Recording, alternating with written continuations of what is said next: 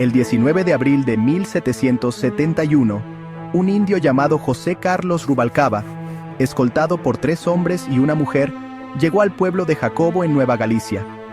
Su apariencia era ladina, de color alobado, bajo y regordete. Llevaba el pelo largo, recogido en una trenza, y tenía amarrado un lienzo blanco en la frente. Su vestido consistía en un traje muy ordinario de cotón, todo viejo, del que destacaban unas mangas de paño pardo y unas botas rotas, debajo de las cuales se le divisaban unas medias azules. Sus acompañantes eran 2 indios caciques de Maloya, un español que había sido recaudador de impuestos, y la mujer era mulata. Todos iban en calidad de sirvientes de José Carlos. Reunió al jefe del pueblo, al capitán y sus soldados, y les dijo que era hijo del gobernador de Tlaxcala, rey del cielo y de la tierra, y que ya no había rey de España porque él ya le había quitado su corona. Afirmó que su corona estaba guardada en Cerro Prieto, hogar de las tribus Seris y Pimas que hasta entonces estaban sin conquistar, pero que él ya las había convertido al cristianismo.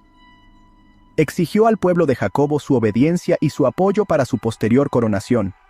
Además, los conminó a no obedecer a los españoles y a negarse a seguir trabajando en las minas de Pánuco. En el pueblo vivía un español que era el maestro de la escuela. José Carlos prometió nombrarlo su escribano cuando recibiera el trono y ordenó a los indígenas darle una milpa de maíz y una de frijol al año como pago por sus servicios. Además, le ordenó escribir una carta para llevarla a los caciques del pueblo de San Juan, la cual dice: Hijo alcalde y demás principales, manda el rey de los cielos y el de la tierra, por su real corona, que se prevengan con sus vasallos para recibirlo de las 10 a las 11 del día domingo, y pena de la vida si manifestare vecino ninguno. Y dando las gracias al Rey de los cielos, las persuiden, sic, de mano de Santa Teresa de Jesús, de la dicha ciudad de Tlaxcala, le conviene la ocasión de requerir la devoción que le proponen la bendición de lo creado de salvación de su perdición, incluye el penar para ganar el amparo de obligación. Jacobo, abril 20 de 1771. Don José Carlos V. Organizó una pequeña milicia en el pueblo de Jacobo, y sumó 6 soldados a su causa, y 3 caballos para después marcharse a San Juan. En Jacobo, los indígenas realmente creyeron que José Carlos V era su rey, pues una vez que éste se fue comenzaron a juntar armas y organizar la milicia y eventual defensa del pueblo tal como había ordenado. Además de Jacobo, visitó San Juan y Santa Polonia teniendo un apoyo similar al del pueblo de Jacobo. De hecho, debido a que envió la mencionada carta al pueblo de San Juan, al llegar allí rindiéndole aquellos obsequios y obedecimiento que tienen costumbre y están impuestos a observar con los superiores que tienen jurisdicción real. El 27 de abril, el alcalde de Copala, en cuya jurisdicción estaban los pueblos que visitó José Carlos, fue notificado del incipiente movimiento insurgente. Las medidas tomadas por los españoles para evitar que se propagara la revuelta fueron prisión preventiva de todos los caciques indígenas de la zona, así como la organización de milicias que recorrieran los caminos en busca de los agitadores y la orden de capturarlos con vida. Estas duras medidas se deben en parte a que apenas unos meses atrás se habían llevado a cabo otros alzamientos indígenas en la zona.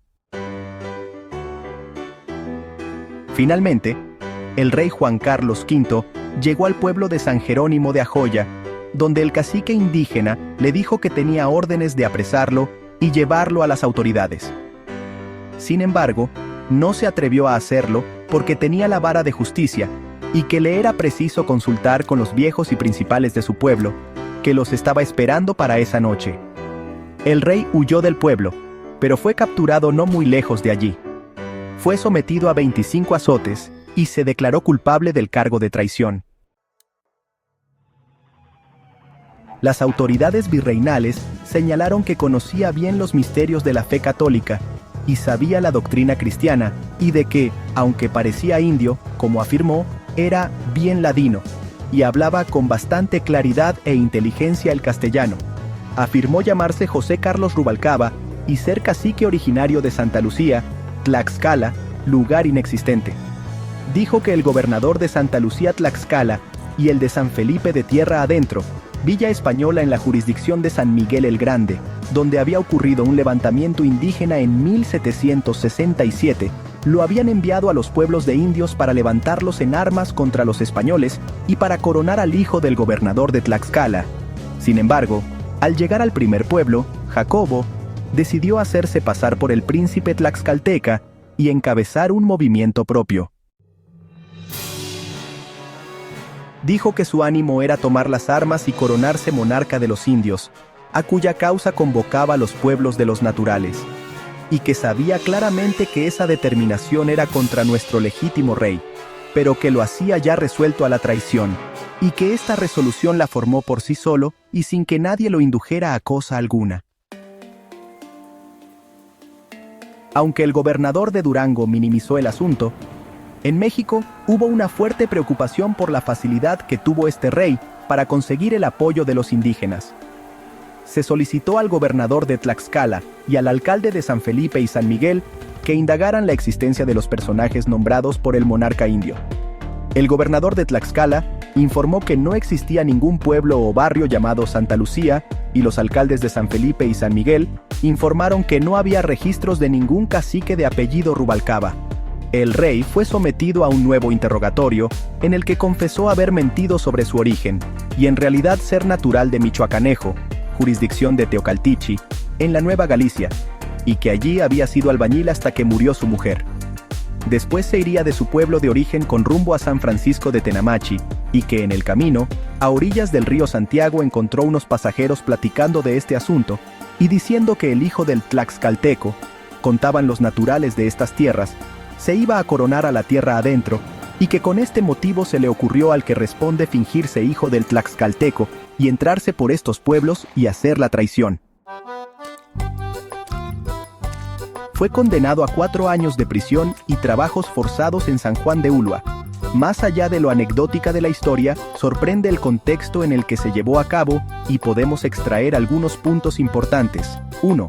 El supuesto rey no era tlaxcalteca, ni tampoco lo eran los habitantes de los pueblos que visitó, pero aprovechó el hecho de que los tlaxcaltecas eran vistos como nobles o príncipes por el resto de indígenas del septentrión novohispano debido a los privilegios que gozaban las colonias tlaxcaltecas. 2. Había descontento entre los indígenas novohispanos por los malos tratos que recibían de los españoles, y seguramente eso alentaba la leyenda de que uno de estos príncipes tlaxcaltecas acaudillara un movimiento que llevara justicia al resto de indígenas que estaban bajo el poder español. 3. Existía ya un cuestionamiento real sobre el derecho del rey español a gobernar tierras lejanas que no conocía, pues el usurpador declaró que la corona de la Nueva Vizcaya no debería pertenecer al monarca español, sino a los naturales de ese reino. No se sabe cómo acabó sus días después de prisión este singular personaje. ¿Habrá vivido lo suficiente para presenciar el movimiento independentista de 1810? Legitimidad política y subversión en el noroeste de México. Los intentos del indio José Carlos Rubalcaba de coronarse José Carlos V, rey de los naturales de la Nueva Vizcaya, Sonora, Sinaloa, 1771. José Luis Mirafuentes Galuán.